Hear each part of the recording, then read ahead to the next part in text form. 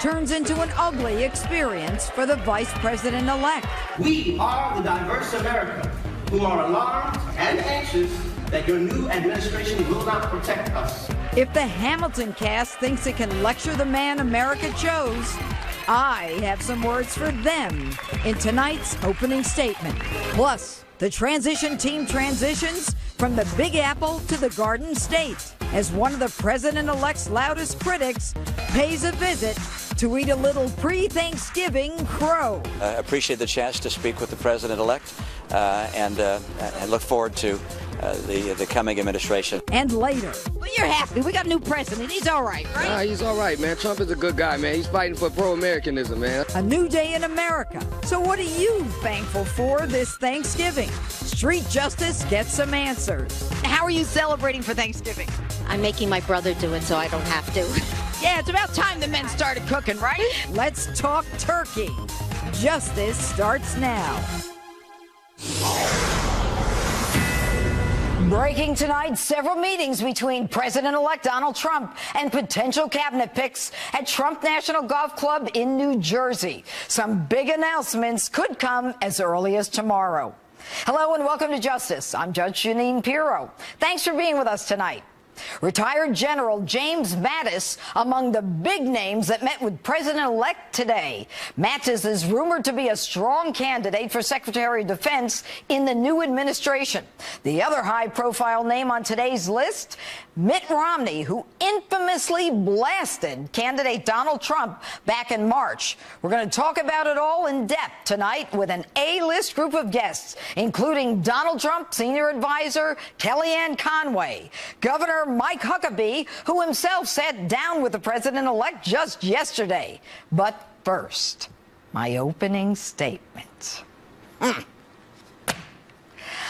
The treatment of Vice President-elect Mike Pence last night in New York City, where he was booed on the way into the play Hamilton and lectured from the stage on his way out, was both outrageous and embarrassing.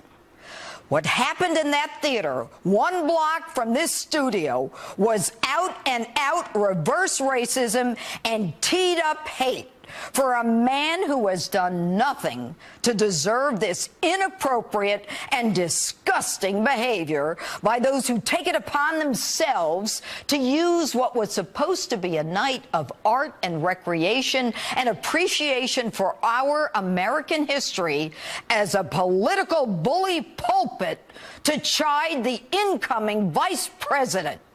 Take a listen.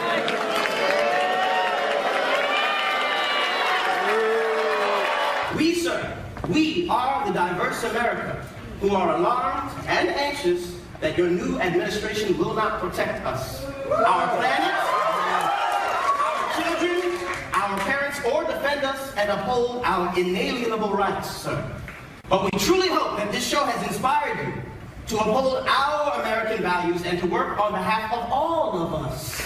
This wonderful American story told by a diverse group of men and women of different colors, creeds, and orientations. You're kidding, right? You're alarmed the vice president is not going to protect us, our children, our parents, our planet, our values. Who's left? Al-Qaeda? Of course he's going to protect us, our parents, our children, our planet, and defend us. Why didn't you ask Hillary Clinton, part of the disastrous Obama administration that put so many Americans at risk when they were in charge? Why didn't you ask her that when she attended Hamilton? No, you let her enjoy the show. Or Bernie Sanders. You even gave him a standing ovation. The vice president, our vice president-elect, from a family of veterans whose son is in the military, himself someone elected to serve in the House of Representatives for 12 years, elected the governor of a state, and now the vice president-elect of the United States. One, I might add, without a hint of scandal. This man is well aware of his obligation, and he deserves nothing but our respect and acceptance, especially when he chooses to come to your play about American history for his first real moment of relaxation with his family after a grueling campaign where he fought not only the Democrats, but the media, the pollsters, the talking geniuses, the establishment, the White House, and even Jay-Z. You had your week to cry your eyes out and have your temper tantrums. You holier-than-thou liberals in this country have to start looking in the mirror. Last night violates everything you say that you stand for.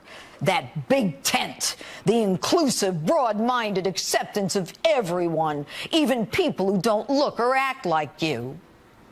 What happened to your old love trumps hate line?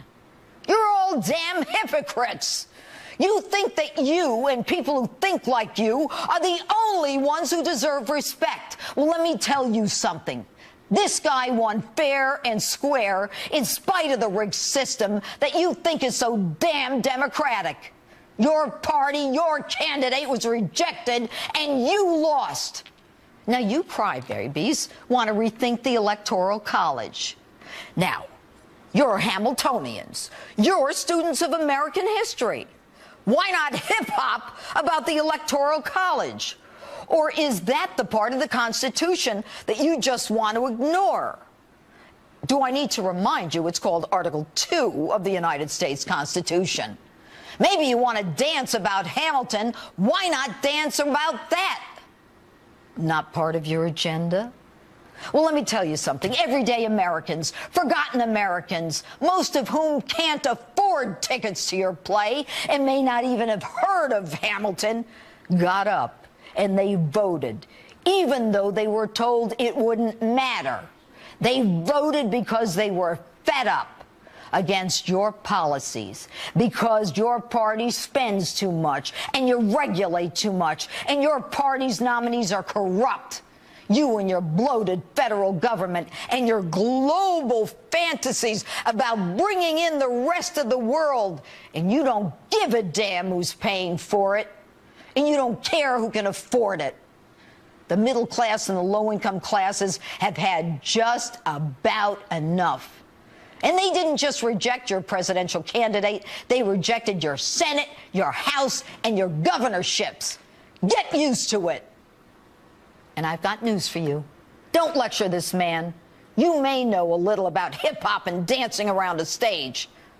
I majored in American history, and I saw the play Hamilton, and I loved it.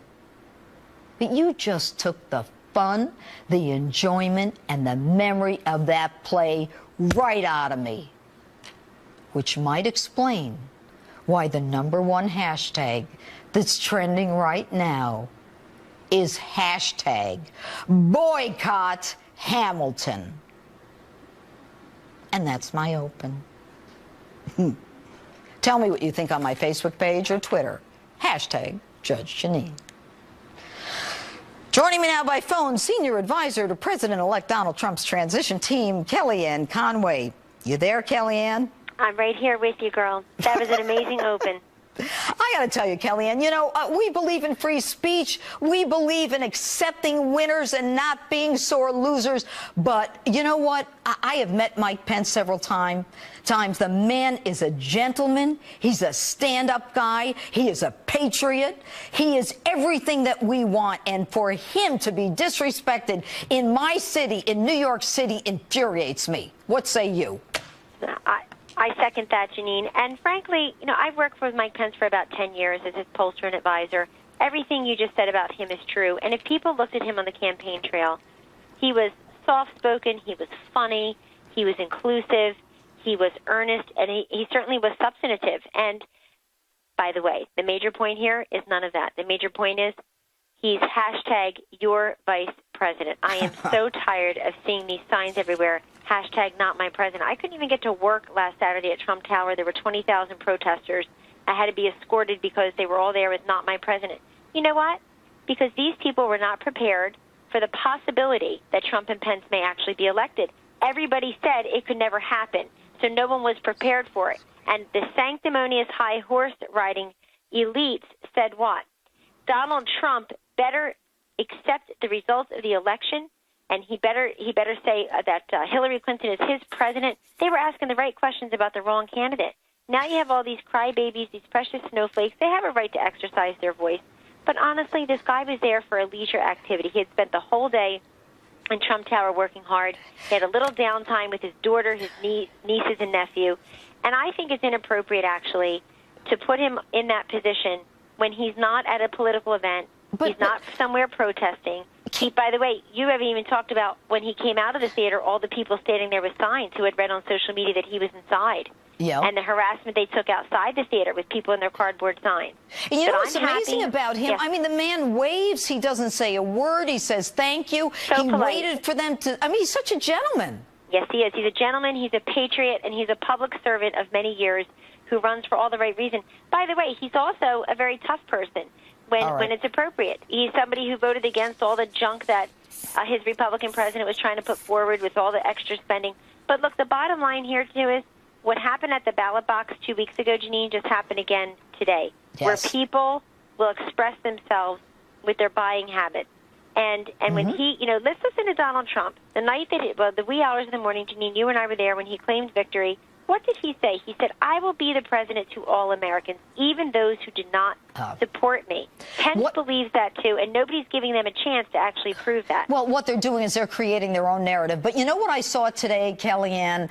When I saw the president-elect, and, I don't want to call him Donald Trump, the president-elect, it was basically, talk about transparency and, I mean, the hypocrisy of the last administration. We saw the president-elect actually interviewing people from from the Trump golf course in New Jersey, and we saw people. It's almost like the what we saw with President Lincoln with his rivals. He brought in Mitt Romney. He brought in all kinds of people for different positions. What can you tell us? And will announcements be made soon from what happened in Bedminster today? Yes, I was there in Bedminster today for part of the day. I'll be there tomorrow, and that's exactly what Donald Trump is doing. As president-elect, Jeanine, he's being exactly who he's always been. He's taken the counsel of different people. He's fully engaged, interviewing the people himself, and also having conversations. Not every interview is going to lead to a position in the administration. Maybe that's not even why some of the people are there. Maybe they're just there to have a serious conversation about the next president of the United States, about the policy issue they've worked on for decades, or about the success they've had in non-political America, or great ideas they have about the world. And in the case of Mitt Romney, Donald Trump and Mitt Romney are two successful American entrepreneur, business owners, job creators, who also had the courage to and the fortune to run as the Republican nominee for president. And obviously one of them was successful, but a lot of what Mitt Romney said in 2012 about the world has come true. A lot of what he warned us about has come true. That's but right. This is just a meeting of the minds, and what I can tell you is there will be announcements in due course, but I looked at a calendar today. We are ahead of where President-elect Obama was in terms of announcing Absolutely. What about I have 30 seconds. What about General Mathis? He sounds like a very interesting guy. He's being seriously considered, and I tell you, we have a long list for each. There's a long, short list for each of these positions, but obviously he's piqued some interest as well. I know you saw the security team announced yesterday. Donald Trump is ahead of schedule where President-elect Obama was at this point, and these things take time. And I think most importantly, Jeanine, you're going to see them talking about legislation and executive orders sometime soon as well, which will be big news. There's no question. It's already starting. Kellyanne, I know how busy you are. Thanks so much for being with us tonight. Thank you, Judge. Always a pleasure. Oh, thank you. And with me now, former Arkansas Governor Mike Huckabee. Governor Huckabee himself met with President-elect Trump just yesterday at Trump Tower. Correct, Governor? That is correct. I was Don't you part love of it a over long there? parade of people. It's a fascinating time to try to get into the building with all the people. Did you go in on Fifth and Avenue, or did you go in the side entrance, Governor? I went right through the front door. You did. I have to tell you, I love Manhattan, and there's such a hubbub. But let first, before I get into it, what do you think of what happened to the vice president-elect at Hamilton last night? Well, I thought he showed a lot more class than some of the cast members and audience members did, who used what really is a wonderful time of escape from the normal pressures of life to go to the theater, and used it for a political staging event. And it's just unfortunate. And it's not what people go out, whether it's to dinner or to the theater. It's not what it's about. But look, Mike Pence handled it beautifully. I think it's interesting that somebody from Hamilton would do this when they had a cast call and said only non-whites can apply. Now, that's racism. That's why I said it's reverse racism. You're right. And, you know, to our viewers who may not know, the fascinating thing about the play Hamilton is that the characters are played by people who are Hispanic or African American. So Thomas Jefferson is played by an African American. I mean, everything is reverse in the play. So the only white person, as I recall, was King George, and there was maybe one other, but everybody else is a minority, correct? That's correct. It's one of the ironies of what happened last night. But, you know, liberals, they just don't have a sense of humor. I mean, I was backstage for a play in Broadway a few years ago. A friend of mine produced it, and a guy came up to me. This was with a lot of people standing around, and screamed and yelled and, you know, said some terrible things.